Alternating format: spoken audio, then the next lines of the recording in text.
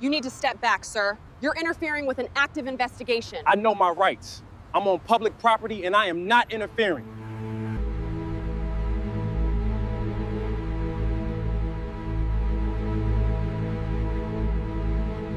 This is harassment. I haven't done anything wrong.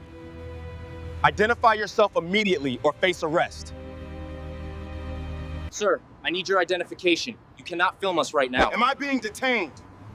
Just comply with the officer's request and step away from the vehicle. I need you to stop obstructing this investigation. I'm standing right here, exercising my First Amendment rights. Am I free to go? I'm not resisting, I'm just recording. What are you writing down? Step back, sir. This is for documentation purposes. You are interfering. I know my rights. I'm filming this interaction for transparency. You are required to identify yourself, sir. Step back now. Sir, I'm asking you for the last time. We need to see your license and registration. Make sure you include the time of the stop. Stay right where you are, sir. I am exercising my First Amendment rights. The sun dipped low, casting long shadows across the quiet suburban street, where the crisp autumn air carried the sharp scent of fresh-cut grass. Inside the luxury sedan parked in front of a modest house, Thomas Hayes, a wealthy white businessman, adjusted his tie, eyeing the small, run-down home. His eyes narrowed as a family of four emerged: Jamal, his wife Denise, and their two kids. The father, a hard-working man in his late 30s, stood tall but wore the weariness of years in his gait, his work boots scuffing against the pavement. His wife, a strong woman, held the hand of their teenage daughter, while their son nervously fidgeted by his side. Hayes rolled down the window, the faint hum of the engine the only sound between them. His lips twisted into a smirk as he raised a single eyebrow. "You're telling me this is your home?" Hayes sneered, his voice laced with arrogance. His eyes flicked dismissively from the worn-out car parked in their driveway to the faded porch. Jamal froze.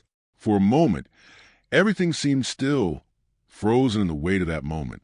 He could feel the sting of Hayes' words settle deep within him, each syllable like a slap to his face. His throat tightened, heart pounding, but he said nothing. "Didn't think so," Hayes added coldly, rolling up his window with a casual flick of his wrist. The engine roared to life, and as the car sped off, Jamal's fists clenched in a silent fury. Behind him, Denise placed a hand on his shoulder, but he could barely feel it, only the heat of rage burning in his chest. One word, one look, and everything in Jamal's world tilted. The sun's rays had already begun to soften, casting the quiet suburban neighborhood in a golden light as Jamal, Denise, and their two children made their way out of their small, modest home. The day had been long. Jamal's work at construction site was grueling, and Denise had spent hours at the local school volunteering for their daughter's upcoming fundraiser. But it was their nightly ritual, a quick walk down the street just to clear their minds before dinner. But tonight was different. The hum of a luxury sedan pulled them from their thoughts. Jamal glanced up, barely noticing the sleek vehicle, until it slowed, coming to a halt just in front of their driveway. The tinted window lowered, and a man's voice, slick with condescension, broke the evening stillness. Well, what do we have here?" Thomas Hayes, his words thick with mockery, leaned across the leather interior of his car, inspecting Jamal and his family with a raised eyebrow. Hayes, tall and broad-shouldered in his expensive suit, looked like someone who had never known a hard day's work. His smile was thin like a blade as his eyes scanned the modest house. "You live here?" His voice was almost a sneer, as if the question itself was a personal insult. Jamal froze. For a moment, everything seemed to stand still. His heart drummed in his chest, louder than the sound of Hayes' idle engine. He wanted to say something, wanted to let the words rip through the air. But no, Jamal swallowed, biting back the fire rising in his throat. Denise, standing at his side, could feel the tension coil in Jamal's body. She put a reassuring hand on his shoulder, but she knew the weight of these moments, the moments where their dignity was chipped away, piece by piece. Still, she said nothing. Words failed them both. Jamal shifted his weight, locking eyes with Hayes, then slowly lowered his gaze to the ground, as if to say, "You're not worth my time." He didn't want to engage, Didn't want to give this man the satisfaction of a response. But Hayes wasn't done. He chuckled low, a sound that scraped against Jamal's nerves. "This is your home? Really?" His eyes flicked from the faded porch to the rusted-out car parked in their driveway. "I guess this is the best you can do. A real shame." The word stung like a slap, more painful because of the casual disdain behind them. Hayes rolled up the window without waiting for a reply, his smug smile lingering as the car roared to life and sped off down the street. Jamal stood there for a moment, staring at the space where the car had been, his fists clenching at his sides. The words, those vile, dismissive words, echoed in his mind, but more than the insult itself, more than the weight of his anger, it was a knowledge that this wasn't new. This was a pattern, a reality, the same look, the same words, from people who didn't care enough to understand. Denise's hand still rested on his shoulder, her touch soft but firm. "You okay?" she asked, her voice barely above a whisper. She was used to this, used to watching him carry the weight of things like this, day after day. Jamal didn't answer immediately. He just stood there, his jaw tight, eyes fixed on the street. The sun was dipping lower now, turning the sky into a canvas of pinks and purples. But the beauty of the moment didn't reach him. "Yeah," he said finally, his voice low and steady, but with a trace of something else. Something raw, something barely contained. "Yeah, I'm fine." Denise watched him, knowing that wasn't the truth. She knew the toll this took, even if he never let it show. With a sigh, Jamal turned, taking her hand as they walked back toward their house. His mind was racing, but the only thing that kept pushing to the fog of anger and hurt was one simple thought. There had to be a way to fight back. The morning light filtered through the blinds, casting thin, slanted shadows across the worn kitchen table. Jamal sat there, his hands wrapped around a mug of coffee, staring out the window. The faint hum of the neighborhood was barely audible. Children playing in yards, dogs barking in the distance, but all felt distant, as if Jamal were looking at life through a glass wall.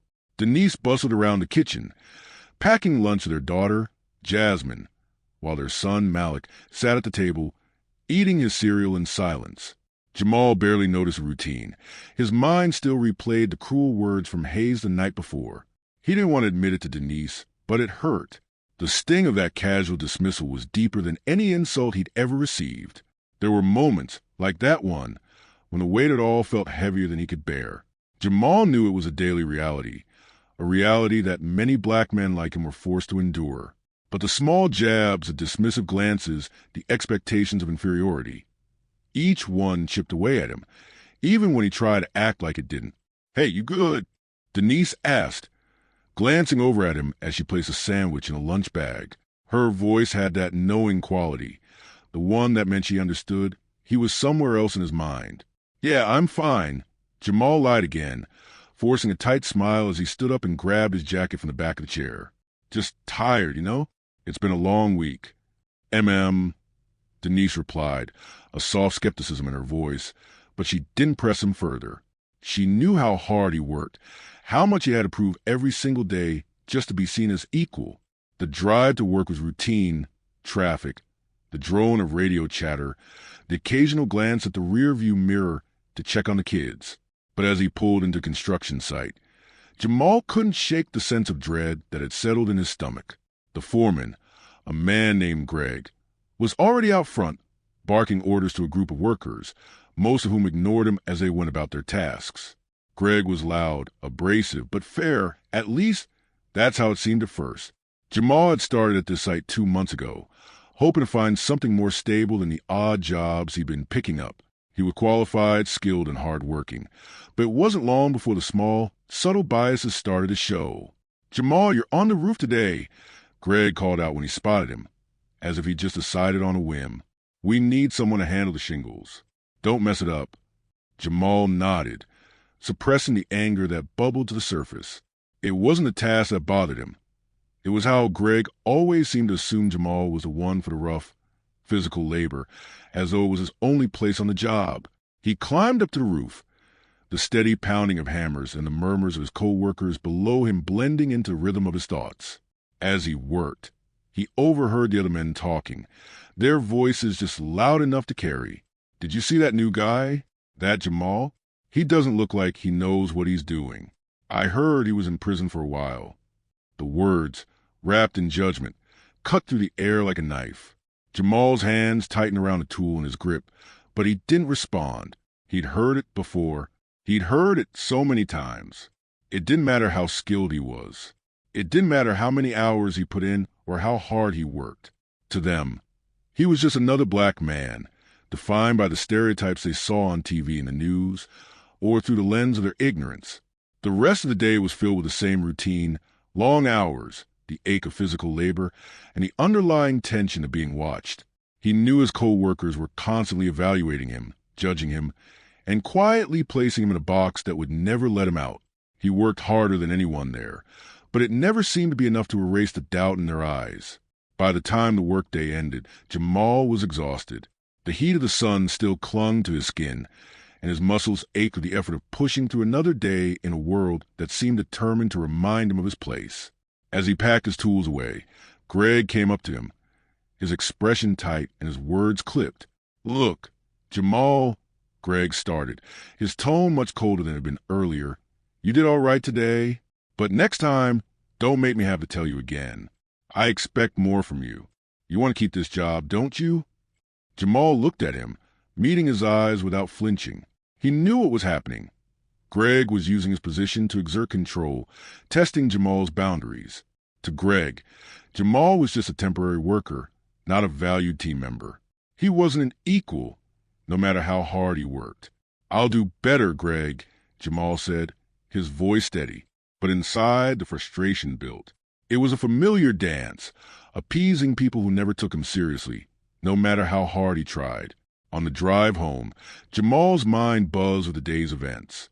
The insults, the judgments, the subtle racism that no one dared to name, but that shaped every interaction. As he approached their street, his eyes fell on his own house, the modest home that had become a symbol of his hard work and determination, yet somehow always seemed to fall short of what others expected. And then, like a shadow, the memory of Hayes' words from the night before surfaced once more. Jamal couldn't shake them.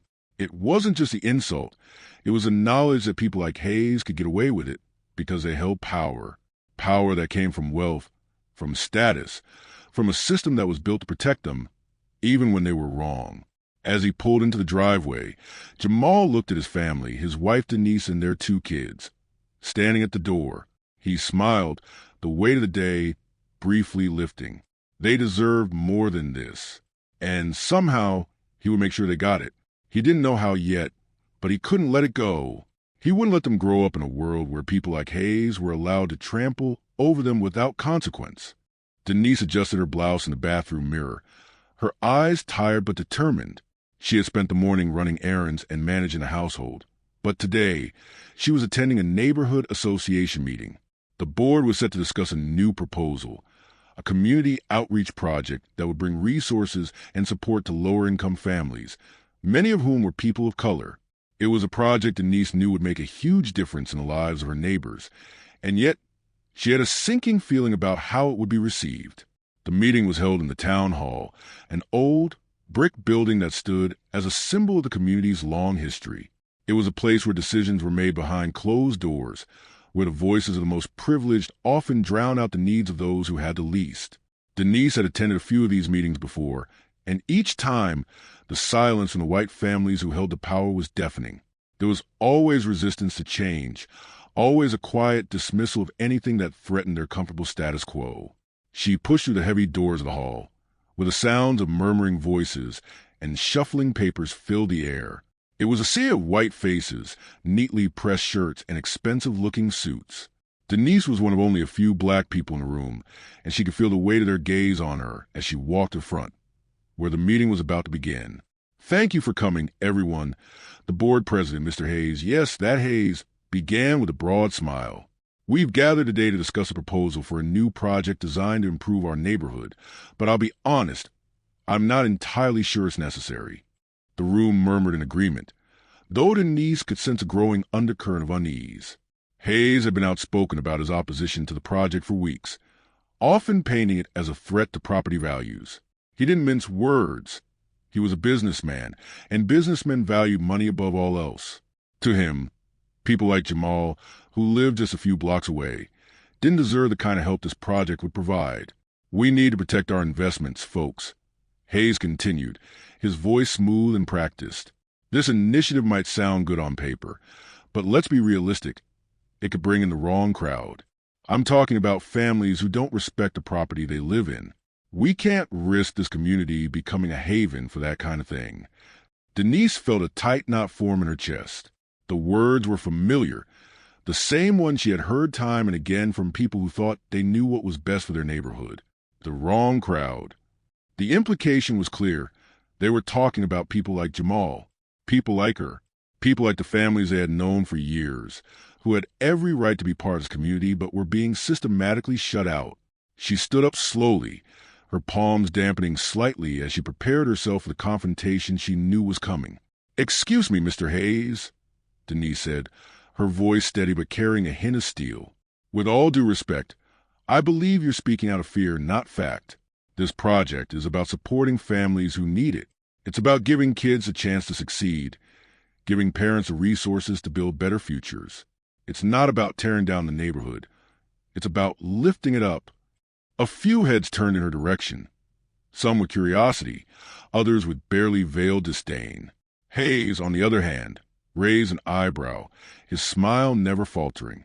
"I respect your enthusiasm, Mrs. Hayes," he replied, clearly delighted at the opportunity to put her in her place. "But we have to think about the bigger picture. Lowering property values is a very real concern, and not just for me, for all of us." "But that's exactly it," Denise pressed, her voice gaining strength. "You're worried about property values, not people's lives. You're so focused on numbers and bottom lines that you don't see the real cost of ignoring what's happening right in front of you." The room was quiet for a moment, and Denise felt the weight of her words sink in. For a brief second, she thought she might have made a dent in the walls that had been built between them all these years. But then, as she glanced around, she saw the faint flickers of discomfort in the eyes of some board members and the subtle smirks on the faces of others. It was a usual response, the silent dismissal of anything that challenged the existing order. "I'm not sure your perspective is fully aligned with our vision for this community, Mrs. Hayes," Mr. Hayes said, his tone now laced with condescension. "I think you've misunderstood the larger picture." Denise's heart sank. She knew exactly what he meant. He wasn't listening, and he never would.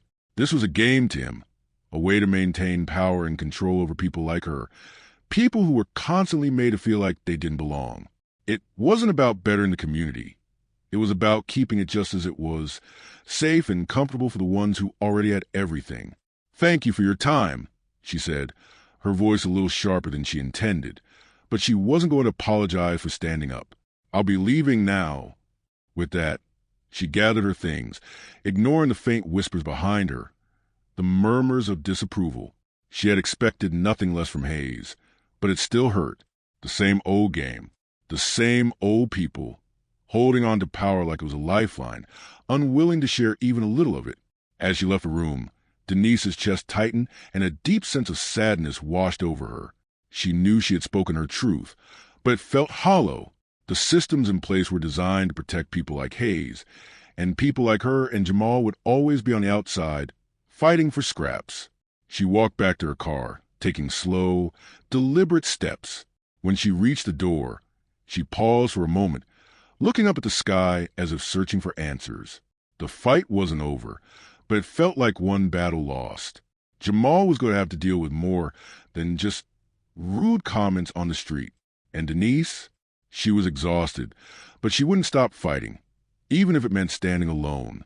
She climbed into her car, already bracing herself for what the world would throw at her next. The sun beat down relentlessly as Jamal pushed his shopping cart to the crowded aisles of the grocery store. His mind wasn't on the food, the prices, or even the task at hand. He was lost in the haze of another long day, still replaying Hayes' words from the night before. A real shame. The words echoed in his mind, taunting him, reminding him of the divide between people like him and people like Hayes. He wasn't sure how many more times he could swallow the injustice, how many more times he could let it slide under the guise of not worth it. He grabbed a bag of frozen vegetables, absent-mindedly throwing it into the cart, But then something jolted him out of his thoughts. A voice, high-pitched and insistent. "Excuse me, sir." Jamal turned, his stomach tightening. A woman, maybe in her late 50s, was standing a few feet away, a worried expression on her face. She was clutching her purse close to her chest, her eyes darting between him and the shelves. "Can I help you?" Jamal asked, trying to keep his voice even, though his patience was wearing thin.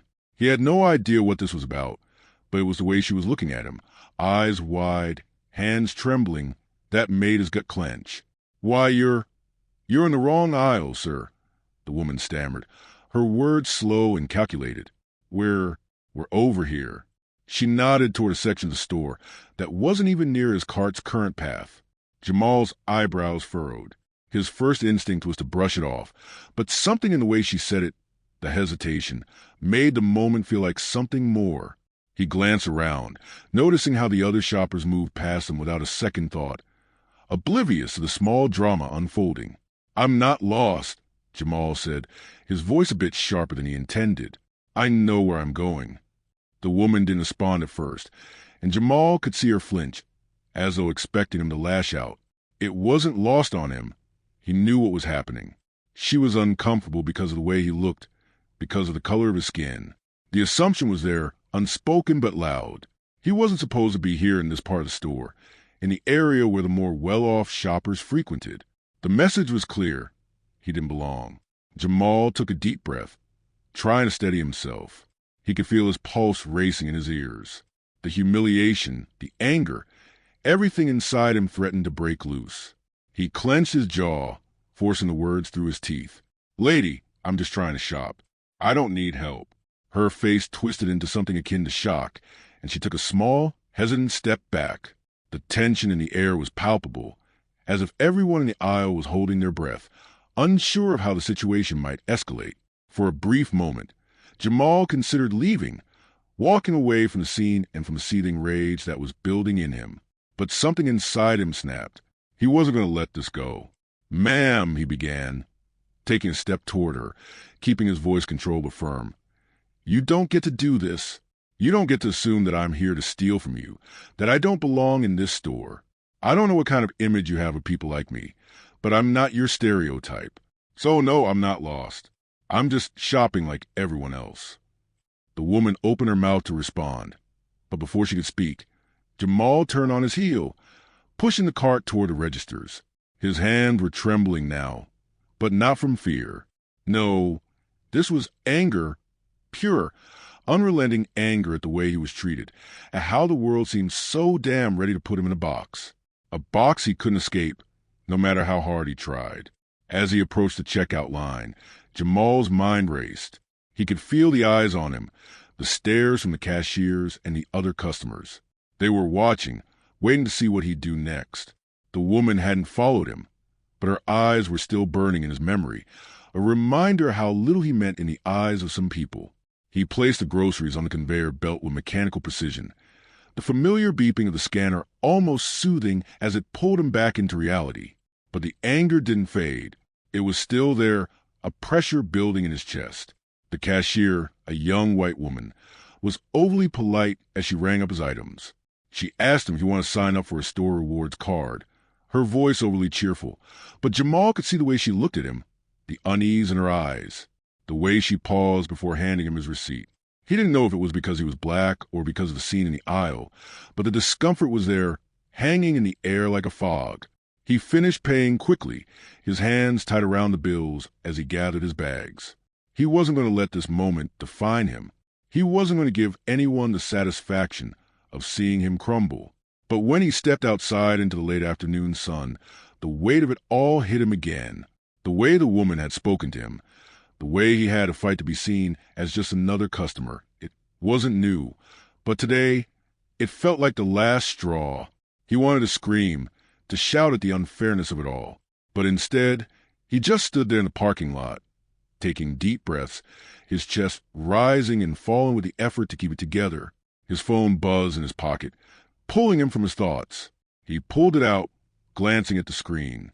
It was a message from Denise. "Jamal, are you okay? I can tell something's wrong. Talk to me."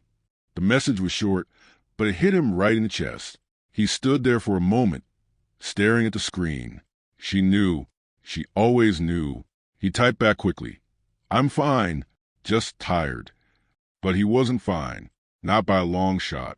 The ride home felt longer than usual, the weight of the world pressing down on him, pushing him toward a breaking point he wasn't sure he could avoid anymore. Jamal sat in the dimly lit living room, his fingers tapping restlessly on the arm of the worn-out chair. The evening air had cooled, but the oppressive heat of the day still clung to his skin. Denise was in the kitchen, prepping dinner, but he could hardly focus on anything. His mind was spinning with the events of the past week. Hayes' casual dismissal, the woman at the store, and the subtle but constant reminders that no matter how hard he worked, no matter how much he did to prove himself, people like him would always be seen as other. His phone buzzed again, this time a news alert flashing across the screen. Controversial businessman Thomas Hayes under fire for discriminatory practices. The headline made his stomach churn. He clicked the link, reading the brief article about a new investigative report exposing Hayes' involvement in questionable hiring practices, where minority applicants were often dismissed without cause. The piece also mentioned his connections to lobbying groups that fought against social programs aimed at helping low-income communities. Jamal's eyes narrowed as he read, a strange sense of satisfaction bubbling within him. Hayes had built his empire on exploiting people. People like Jamal, like his family. This wasn't just about an individual incident. This was systemic, and it was a pattern, a deep, pervasive pattern. The story, though still fresh and developing, made Jamal feel like a small, quiet ember of resistance had been lit. But even with this glimmer of justice, Jamal knew it wasn't enough. Hayes would likely get away with it, as he always did. Public opinion would turn for a while, and then the noise would die down. People would forget, or worse, they would dismiss it as business as usual. "Jamal, you okay?" Denise's voice broke through his thoughts. She stood in the doorway, wiping her hands on a dish towel, her face filled with concern. "You've been quiet all evening." He set the phone down on the coffee table and leaned back, rubbing his forehead. "I don't know. It's just, all these things keep building up, Denise. It's like we're always fighting to be seen, to matter. It feels like nothing ever changes, no matter how much we fight." Denise walked over and sat beside him, her hand gently touching his. "I know, baby. I see it too, but you're doing more than you realize. This isn't just about them. It's about us, about everyone who feels like they don't belong. You're part of something bigger, even if it feels like it's taking forever." Jamal shook his head, his frustration mounting. "I'm tired, Denise. I'm tired of trying to make people understand, of playing by their rules and still getting treated like I don't deserve the same. It's exhausting." Denise squeezed his hand, her gaze steady and unwavering. "I know it's hard, but you can't let them win by silencing you. You've been silenced your whole life. You've seen things happen to other people, to us, and you stood by and watched. But now, you're not just watching anymore. You're making a difference." Her words hit him harder than he expected. He had spent years suppressing his anger, letting it fester in silence, convinced that speaking up would only make things worse. But Denise was right. He was no longer willing to let these things slide, no longer willing to remain passive while people like Hayes controlled everything. Jamal looked at his wife, his eyes softening. "I know.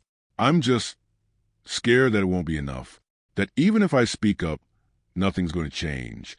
"You can't be afraid to speak the truth," Denise replied softly. "Sometimes all we can do is stand up. The rest will follow, even if it's hard. The people who are supposed to hear you will hear you. Maybe not today, but they will." Jamal took a deep breath, letting the weight of her words sink in. She had always been his rock, the one person who truly understood him. She wasn't just his partner. She was his strength, the anchor that kept him from drifting too far into the darkness. That night, after dinner, Jamal found himself scrolling through his phone again, this time looking at a list of local organizations dedicated to fighting for racial equality. He had known about these groups for years, but had never seriously considered reaching out. His mind was always preoccupied with the fight at work, at home, just getting by. But tonight, something inside him shifted. He clicked on a link for a grassroots activist group that focused on holding corporations accountable for discriminatory practices. They had organized several successful campaigns against local businesses and city officials who were perpetuating racist systems. Jamal hesitated for a moment before filling out a contact form. He didn't know what he was expecting from this.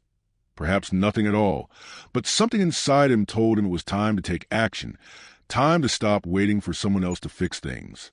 Maybe it wouldn't be a grand gesture, maybe it wouldn't change everything overnight, but it was a start, a small resistance against the flood of injustice that he had grown so used to.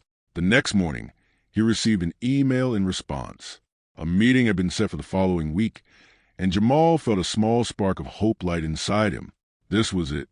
This was the first step in fighting back, not just for him, but for everyone who had ever been made to feel invisible. He felt Denise's eyes on him as he read the email aloud. She smiled softly, her eyes filled with quiet pride. "You're doing it," she said simply. Jamal smiled, but this time there was something different in his expression, a glimmer of resolve. He was tired of fighting alone, tired of carrying the weight of this battle on his own. But now, for the first time, he felt like he wasn't. The resistance had begun. Quiet, small, and maybe even insignificant to some. But for Jamal, it was everything. The phone call came on a Tuesday morning, catching Jamal off guard. He had just gotten in from his early morning run, his muscles sore from the physical exertion, his mind still racing from the previous night's meeting with the activist group. Things were starting to feel different, more real. There was momentum now. People were listening, and Jamal could feel the weight of it all. But he hadn't anticipated this. His phone buzzed in his pocket, and he pulled it out, glancing at the caller ID. The number wasn't familiar, but the area code was local. His stomach sank. His first instinct was to ignore it, but something urged him to answer. "Hello?" he said, wiping sweat from his brow with the back of his hand. "Mr. Hayes? Is that you?" A voice asked, sharp and urgent. "You don't know me, but I have some information you need to hear." Jamal froze. "Hayes? What in the world was going on?" "Who is this?" he asked, his voice tight, heart pounding in his chest. The voice on the other end paused, as if weighing something. Then, in a quick, matter-of-fact tone, they continued, "I'm an investigative journalist, and I've been looking into Thomas Hayes and his business practices. I have documentation, recordings, and a whole list of illegal activities he's been involved in, things that could bring him down." Jamal's breath caught in his throat. Hayes, the man who had insulted him, dismissed him, made him feel like he didn't belong, was about to be exposed. For years, Hayes had hidden behind his money and his position, wielding power over people like Jamal without consequence. Now the tide was turning. "You've got my attention," Jamal replied slowly, his mind racing with questions. "What exactly do you have?" The journalist, a woman named Clara, began to explain. She talked quickly, almost breathlessly, as she rattled off details about how Hayes had systematically underpaid employees, used deceptive practices to displace low-income families, and funnel money through questionable channels to lobby against policies that would help marginalized communities. There were even whispers of bribery and corruption tied to some of his business deals, things that had never seen the light of day. Jamal could hardly believe what he was hearing, but the more Clara spoke, the more it made sense. This wasn't just about one or two bad decisions. This was a pattern, a calculated, long-term effort to maintain control by exploiting people who had no voice, no power to fight back. "And you think you can bring him down with all this?" Jamal asked, his voice a mix of disbelief and hope. It seemed too good to be true. "I have the proof," Clara said firmly, "and I'm ready to go public. But I need your help. You've been in his world. You've seen the damage he's done. I need someone who knows the inside of his operations, someone like you, to back me up, to give this story credibility." Jamal hesitated. The thought of being a part of something this big, this explosive, terrified him. But there was something else too, a burning desire to finally see the man who had tormented him and his community be held accountable. "I'm in," Jamal said, his voice suddenly steady. "What do you need from me?" Clara explained the next steps. Interviews, documentation to be reviewed, and, most importantly, evidence that could tie Hayes directly to the unethical practices. The journalist was planning to go public in a few weeks, and Jamal would be key in making sure the story stuck. His role wasn't just to provide information, but to speak out, to lend his voice to the fight. The conversation ended quickly after that, and Jamal stood there, phone pressed to his ear, his mind spinning with the weight of what he'd just agreed to. This was bigger than him, bigger than his family. He was about to become a part of something that could change the way the system worked, could expose the people who had held all the cards for too long. That evening, he and Denise sat down in their living room, the weight of the day pressing in on him. He hadn't said much since the phone call, his thoughts still swirling. Denise had noticed a silence but didn't push him. She waited, knowing that when he was ready, he would speak. "You look like you're a million miles away," Denise said gently, sitting beside him. "What happened?" Jamal took a deep breath. He had kept this from her for a reason. He wasn't sure how she'd feel, how it would change things between them, but he couldn't keep it a secret any longer. "I spoke to someone today," Jamal said quietly. "Someone who's been investigating Hayes. They've got everything, records, recordings, evidence. It's all about to come out." Denise's eyes widened, a mixture of shock and disbelief on her face. "You mean Hayes? The same man who—" "Yeah," Jamal interrupted. "The same man. He's been hiding behind his money, his power, his position. But now it's all about to fall apart." Denise's expression softened, and she reached for his hand. "So what does this mean for you? For us?" Jamal took another deep breath, letting the gravity of it all sink in. "It means we might finally have a chance to make him pay for what he's done. Not just to me, but to everyone he's hurt. But it also means you'll be putting yourself in the spotlight," Denise reminded him. "You'll be on the other side now, exposed. There's no going back after that." Jamal nodded, feeling the weight of her words. He had always played it safe, staying in the background, quietly enduring, never rocking the boat. But now, with the chance to bring Hayes down, there was no hiding anymore. He was about to be part of something that would change everything. "I know. I don't know what it will cost me, but I can't sit by and let him continue this. Not after everything we've been through." Denise gave his hand a reassuring squeeze. "Then I'm with you. We'll face whatever comes next together." The next few weeks passed in a blur. Jamal worked with Clara, providing evidence, helping her connect the dots, and preparing for the moment when the story would finally break. He knew Hayes was powerful, but the more he saw behind the curtain, the more he realized just how much damage had been done. And with each passing day, Jamal grew more certain of one thing. Hayes' empire wasn't just about to fall. It was about to come crashing down. The days after the investigation, when public felt like an avalanche to Jamal, the flood of media coverage, the protests, the petitions, it was all happening so fast. Hayes' empire, built on the backs of the powerless, was crumbling. His name was plastered across the headlines, dragged through the mud, as the full extent of his corruption was laid bare for the world to see. But for Jamal, the satisfaction was fleeting. The feeling of vindication that had surged through him initially had begun to dissipate, replaced with something heavier. Jamal sat on the porch one evening, his elbows resting on his knees as he stared out into the empty street. The sun was setting, casting long shadows that stretched across the pavement. Denise was inside making dinner, but Jamal couldn't bring himself to move. The weight of what had happened felt like a lead blanket pressing down on him. He had helped expose Hayes, yes. He had been part of the movement that forced the powerful to face their consequences.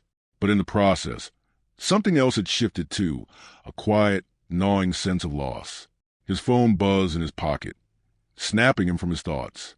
He reached for it, glancing at the screen. It was a message from one of the families he'd met through the activist group. "Jamal, I hope you're doing okay. I know this is tough, but the work you're doing matters. You're inspiring all of us." He read the message again, his fingers lingering on the screen, but it didn't ease the ache in his chest. The people who supported him, the ones who rallied behind him in the streets, they had seen something in him, something they had longed for, something they needed. But Jamal couldn't shake the feeling that the victory had come at a cost. The phone buzzed again. This time it was Denise, checking in after work. He typed a quick response, telling her everything was fine, though that wasn't true. What was he supposed to say? that he had helped bring down a man who had made his life hell, that he had succeeded in exposing the system of oppression that had kept people like him on the bottom. But even in the middle of all that, Jamal knew the truth. His victory didn't feel like one. It felt hollow, as though the very act of exposing the corruption had made the world feel even more broken. Hayes was falling, sure, but in his fall, Jamal was also forced to confront the impact of his own trauma. He realized now that the fight wasn't over just because Hayes had been outed. The knock on the door came later that evening, just as Denise was setting the table. Jamal stood up slowly, feeling the familiar tension return to his shoulders. He opened the door, surprised to find two officers standing there, their faces unreadable. "Mr. Hayes?" one of them asked, scanning his face. Jamal immediately tensed. "I'm Jamal Hayes," he replied cautiously, his heart racing. "We're here to talk to you about your involvement with the recent investigation into Thomas Hayes. It's come to our attention that you might have some information that could aid in an ongoing case," the officer said, his voice flat. Jamal felt his stomach twist. He had expected something like this. He had known it would come eventually. The backlash, the pushback. They couldn't just let someone like him, someone who was black and had stood up to a man like Hayes, walk away without consequences. "I don't know what you're talking about," Jamal said, though the lie felt weak even as he said it. He had already given the evidence to the journalist, already done his part. He wasn't sure how much more he could handle, how much more of this system he could fight before it broke him. "We're going to need you to come with us," the officer said, his tone hardening. "There are some questions we need to ask, and it's better if we do at the station." Jamal's blood ran cold, and for a moment, everything seemed to freeze. He turned back to look at Denise, who had come to the door behind him. Her eyes widened with alarm, but she said nothing. "I don't think I have anything more to say to you," Jamal replied, his voice steady, though inside he was shaking. "I already gave my statement to press, and I've done everything I need to do." The officers exchanged a look, one that was filled with unspoken understanding. "If you won't come voluntarily, we'll have to take you in," the second officer said, his voice low, but firm. Denise stepped forward then, her hand on Jamal's arm. She didn't speak, but her presence was enough. She knew he couldn't back down. "We'll go with you," she said, her voice quiet but resolute. Jamal's mind raced.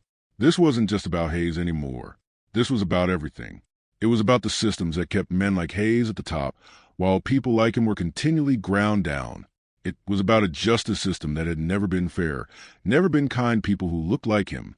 "I'm not going anywhere," Jamal said firmly, his voice cutting through the air like steel. "You can't just come in here and drag me out. I'm not the one who's guilty here." The officers hesitated, their eyes flicking between him and Denise. They could see the fire in Jamal's eyes, the quiet defiance. After a long moment, they stepped back, one of them nodding in resignation. "This isn't over," the first officer said, his voice a low warning as they turned and walked away. As the door closed behind them, Jamal leaned against the frame, his breath shallow. Denise stood beside him, her arm wrapped around his waist. She didn't say anything, but Jamal could feel the weight of her concern pressing in on him. "What now?" she asked after long silence. Jamal looked out the window, watching the night fall. The world outside seemed so quiet, so still. He knew the road ahead would be long, but for the first time in days, he felt a glimmer of something inside him, a resolve that hadn't been there before. They might try to break him, they might try to bury him, but he wasn't going down that easy. "Now we fight," Jamal said, his voice steady. "We keep fighting." The following week passed in a haze. Jamal's life, once a rhythm of quiet, if often painful, routine, had turned into a whirlwind of meetings, calls, and late nights spent in anxious waiting. Despite the chaos, the confrontation at the door with the officers had left a lasting mark. The weight of that moment lingered, making him question whether he was doing the right thing. The price of taking a stand, he now realized, wasn't just about speaking truth to power. It was about the toll it took on everything that mattered. But despite the mounting pressure, Jamal couldn't stop. He couldn't back down, not when the world was finally beginning to see what he had known all along. His involvement in bringing Hayes to justice had ignited something in the community. People were waking up. His voice, once silenced by fear and doubt, was now part of a collective outcry that could no longer be ignored. Denise had been his rock, always by his side, but even she could see the strain in his eyes. Her silent worry was becoming more palpable, though she never said anything. She didn't need to. Jamal knew how much she feared for him, how much she hated seeing him risk it all for something that didn't seem to give back. One night, after putting the kids to bed, Jamal and Denise sat across from each other at the kitchen table, the dim light of a single lamp casting long shadows across the room. The air between them was thick with unspoken words, with the weight of all the sacrifices they'd made in this fight for justice. Jamal, Denise began softly, her voice hesitant. I'm proud of what you're doing, but I'm scared. You know that, right? I see the toll it's taking on you, on us. Jamal met her eyes, his gaze steady. He knew the sacrifices she was talking about, the sleepless nights, the constant worry, the fear that every step forward was taking them further into danger. But he couldn't stop. Not now. I know, he said quietly. But this isn't just about me anymore. It's about every person who's ever had to face this, who's had to sit back and watch the people who are supposed to protect us do nothing. We're making them see us. We're making them listen. Denise nodded, though her eyes were filled with concern. I get that, Jamal. I do. But it's not just about the fight anymore. What happens when we win? When Hayes is taken down? What does that mean for us? What's left? Jamal paused, the question hanging in the air. He hadn't allowed himself to think that far ahead. To win meant something. But what? He thought of Hayes and the way he had dismissed Jamal and his family without even thinking twice. Jamal was fighting for more than just revenge. He was fighting to expose the truth. But Denise was right. The victory, the justice, would come at a cost. And Jamal wasn't sure if he was prepared to pay it. I don't know, he admitted. But we can't just keep living this way, letting people like Hayes get away with everything. If I back down now, nothing will change. Denise's hand reached across the table, gently brushing his. I understand, but don't forget, change doesn't come easy, and it doesn't come without pain. As they sat there in the quiet, Jamal's mind kept returning to the bigger picture. The investigations into Hayes were beginning to spread. News outlets were picking up on the story, and social media was buzzing with support. Jamal could feel the momentum building, the power of the people coming together.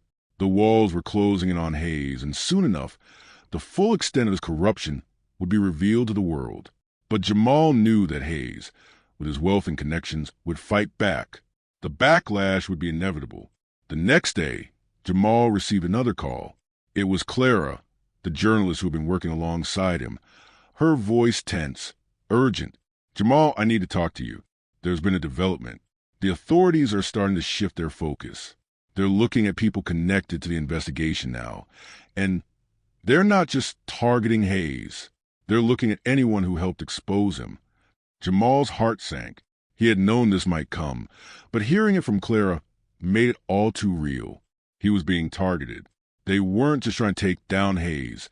They were going to come for anyone who would dare to defy the system, to speak out against the powerful. Jamal could feel the walls closing in, his every move now being watched, scrutinized. Clara, what do I do? Jamal's voice was barely a whisper. I can't stop now. I've come too far. But I don't know what happens next. What's next for me?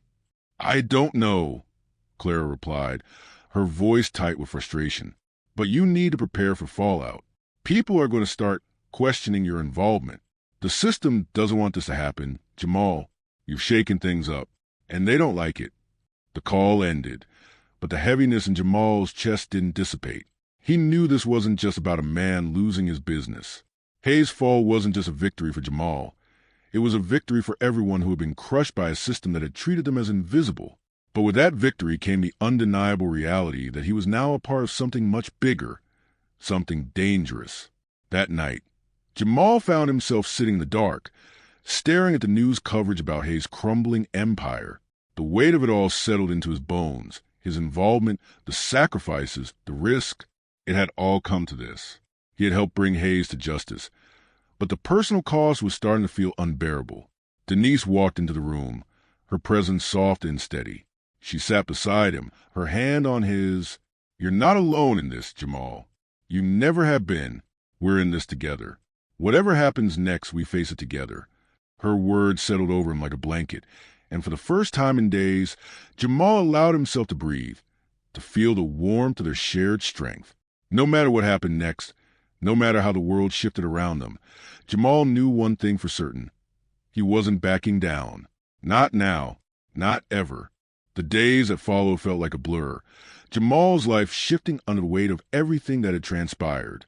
Hayes' downfall was swift, but the aftermath wasn't clean and it wasn't easy. The shockwaves of his exposure reverberated through the entire community, sparking debates, protests, and a renewed sense of solidarity among the people who had long been neglected. The news stations covered it relentlessly, but Jamal felt detached, as if he were watching his life unfold from a distance. The victory was hollow, the justice long awaited, but still, it didn't seem to ease a burden that had settled into his bones.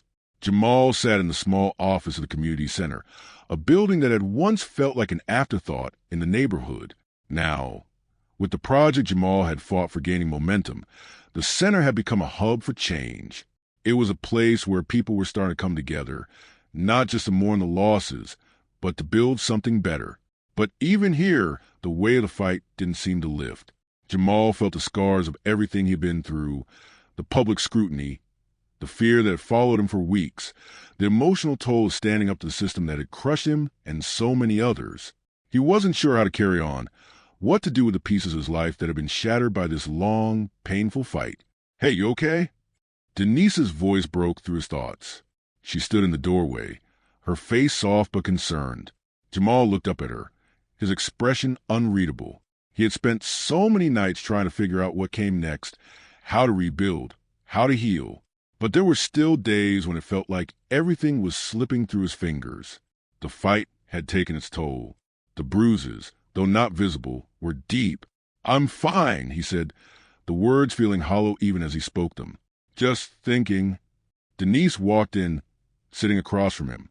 She didn't press him, just watched him with the quiet understanding that only she had. He could see the exhaustion in her eyes, too. She had supported him, fought beside him. But now, they were both facing the consequences of a victory that had come at such a steep price. "I know this isn't easy," Denise said after a moment, "but you've done something that so many people couldn't. You've shown them that it's possible to fight back. You've given people hope." Jamal let out a long sigh, his fingers resting on the edge of the table. "I don't know, Denise. It feels like I don't know where we go from here. I helped bring down a monster, but it's like everything is still broken. The system is still broken. I'm still tired, and I'm not sure how to fix any of it." Denise reached out, gently placing her hand on his. "You don't have to fix everything, Jamal. You've done more than enough. You're part of something bigger now, and it's going to take time. Change takes time, but you don't have to carry it all on your own." Jamal's heart ached at the truth in her words. He had spent so long carrying the weight of it all, thinking that he alone had to fix everything. He had been so focused on the fight that he hadn't allowed himself to breathe, to heal, to see the long road ahead. The fight wasn't over, but maybe, just maybe, it had only just begun. "I know," he said softly, his voice filled with quiet gratitude. "But it's hard to see the bigger picture sometimes. I've been so focused on the fight that I forgot about everything else. I forgot about us, about what this cost us." Denise gave him a small, understanding smile. "We're still here, together, and that's what matters. Everything else will fall into place." Jamal smiled, but it didn't quite reach his eyes. He knew Denise was right. They had weathered storms together before. This was no different. But the emotional toll of everything they had been through was far from over. The media coverage was fading. Hayes was gone. But Jamal still carried the scars of everything he had endured. His relationship with the community was changing. His relationship with his family was changing. And he wasn't sure how to make sense of it all. A knock at the door interrupted his thoughts. Jamal turned to see one of the community organizers standing there, her expression eager but tentative. "Mr. Hayes," she began, a hint of excitement in her voice, "I think you should see this." Jamal followed her outside, Denise by his side. They stepped into the parking lot, where a group of people had gathered, their faces filled with determination and hope. A few of them held signs that read, "Change starts now," and "We stand together." Jamal's heart skipped a beat. It was happening. The community, once fragmented and isolated, was now coming together in a way he hadn't imagined. The fight was moving forward, and it was bigger than one person. It was bigger than just Hayes. It was about all the people who had been silenced, all the people who had been left behind. Jamal stepped forward, his voice low but firm. "This is just the beginning," he said, looking around the faces of his neighbors, his friends, his family. "We've done something incredible, but this is only the first step. There's more to do. There's always more to do." The crowd nodded, their voices murmuring in agreement. Jamal could see the fire in their eyes, the same fire that had driven him all along. This wasn't just about one man. It was about dismantling a system, about giving people power to stand up for themselves and each other. As the crowd dispersed, Jamal stood with Denise, watching as people spoke with one another, organizing, strategizing, planning for what came next. The weight on his shoulders didn't feel as heavy anymore, and for the first time in weeks, Jamal allowed himself a deep breath. He had done something important. He had made a difference. And though the fight wasn't over, the battle had shifted. They were no longer fighting in silence. They were fighting together. And that, Jamal realized, was the real victory. The courtroom was packed, the atmosphere heavy with anticipation. Jamal sat in the back, his hands clenched tightly in his lap. The last few months had felt like a fever dream. Hayes had been exposed, his empire had crumbled, and now the final chapter of the story was about to be written. The media had covered the fall extensively, but this was different. This wasn't just about public opinion. This was about accountability, about justice in its truest form. And for Jamal, it wasn't about revenge. It was about something much deeper, much more profound.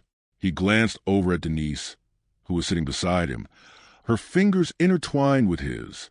Her expression was unreadable, but Jamal could feel the tension in her body, the way she was holding herself together, bracing for the final showdown.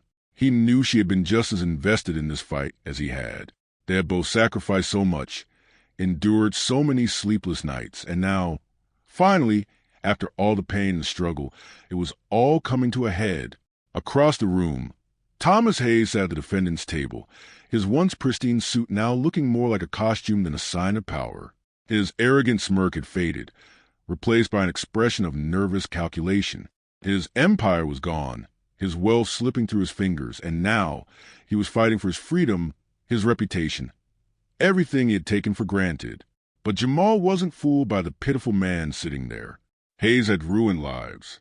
He had destroyed families, taken what didn't belong to him, and used his power to keep others down.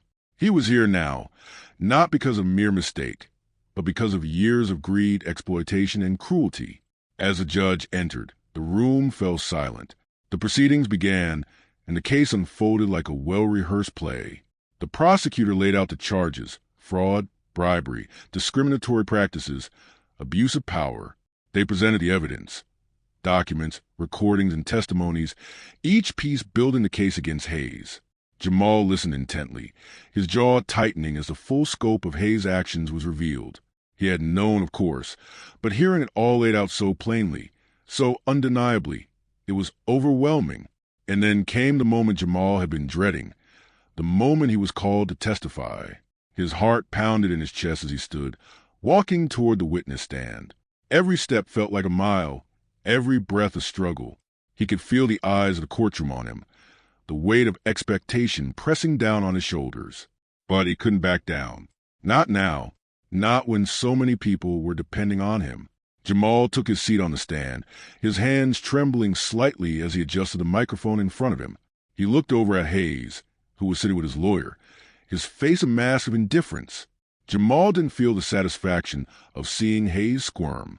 What he felt instead was a quiet sense of justice, the understanding that the truth was finally being spoken, that the pieces were finally falling into place. The prosecutor stood, addressing Jamal directly. "Mr. Hayes, thank you for your testimony today. Can you tell the court about your experience working with Thomas Hayes? About the ways in which he exploited the system?"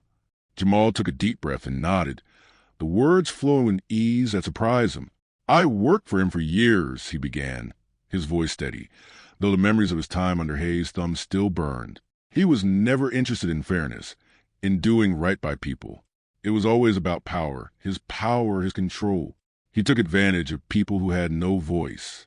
And when I tried to stand up to fight for what was right, he made it clear that I wasn't welcome. He paused, glancing over at Hayes, who was watching with a cold, unwavering gaze. But the thing about Thomas Hayes, Jamal continued, his voice rising with the weight of his anger and his resolve, is that he never thought he'd be held accountable. He thought his money, his status, would protect him forever. But that's not how the world works. Not anymore.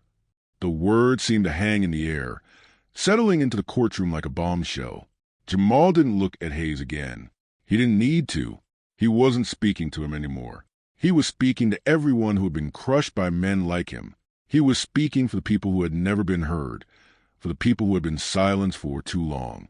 The prosecutor thanked him, and Jamal stepped down, his legs shaky but his heart lighter. He knew that this wasn't over. There was still a long road ahead, with more legal battles, more struggles. But for the first time in years, Jamal felt like he had done his part. He had fought for justice. He had exposed the truth. And no one could take that away from him. As Jamal returned to his seat beside Denise, the room seemed to hold its breath, waiting for the final word. The judge deliberated briefly, and then the verdict was announced. Thomas Hayes was guilty on all counts. He was sentenced to prison time, his assets seized, his company dismantled. It was a victory, yes, but more than that, it was a moment of reckoning. As the courtroom erupted into quiet murmurs, Jamal felt a strange mix of relief and exhaustion wash over him. This wasn't the end. There would be more to come, more battles, more struggles.